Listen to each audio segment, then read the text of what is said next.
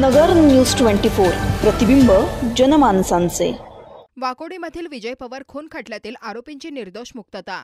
वाकोडी तालुका नगर येथील सन 2019 मध्ये झालेल्या विजय पवार खून खटल्यातील सर्व आरोपींची न्यायालयाने निर्दोष मुक्तता केली आहे। साक्षीदारांचे उलट तपास व जबाबातील विरोधाभास लक्षात घेऊन न्यायालयाने हा निकाल दिलाय। सोनू पवार यांच्या फिर्यादीवरून भिंगार कॅम्प पोलीस स्टेशनमध्ये 23 फेब्रुवारी 2019 रोजी मुख्य आरोपी जिगर कांबळे व लखन कांबळे तसेच त्यांच्या कुटुंबातील लोकांवर विजय पवार यांचा तलवार कटावणे तसेच लाकडी दांडके मारून खून केला या आशयाची फिर्याद नोंदविण्यात आली होती।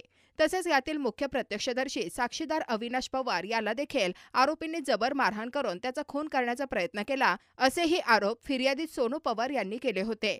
सोनू पवार प्रत्यक्षदर्शी साक्षीदार अविनाश पवार हे मयत विजय पवार यांचे सख्खे भाऊ होते। पोलिसांनी केलेल्या तपासावरून फिर्यादी तसेच अविनाश पवार यांच्या सांगण्यावरून आरोपींनी विजय पवार यांना त्यांच्या घराजवळून 22 फेब्रुवारी 2019 रोजी रात्री 9 ते 10 वाजण्याच्या दरम्यान वाकोडी गावातील समाज मंदिरासमोर नेले होते। तेथेच त्यांचा खून केला। अविनाश पवार याला सुद्धा जबर मारहाण केली असे तपासात निष्पन्न झाले।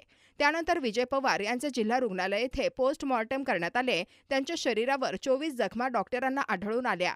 त्यानंतर तपासी अधिकारी यांनी घटनेचा सखोल तपास करून आरोपी विरुद्ध दोषारोप पत्र दाखल केले।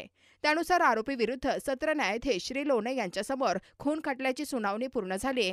आरोपी विरुद्ध गुन्हा सिद्ध करण्याकामी सरकारी पक्षाने 14 साक्षीदारांच्या साक्ष कोर्टासमोर नोंदवल्या। आरोपींच्या वतीने ॲडव्होकेट परिमल फळे यांनी युक्तिवाद करून त्यांची बाजू कोर्टासमोर मांडली। अविनाश पवार, फिर्यादी सोनू पवार व पोस्टमॉर्टम केलेल्या डॉक्टरांचा घेतलेला उलट तपास यामध्ये अत्यंत महत्त्वाचा ठरला। ॲडव्होकेट परिमल फळे यांनी सदर आरोपींनी विजय पवार यांचा खून केलेला नसून अविनाश पवार यांनीही कुठलीही घटना पाहिली नाही असा युक्तिवाद केला।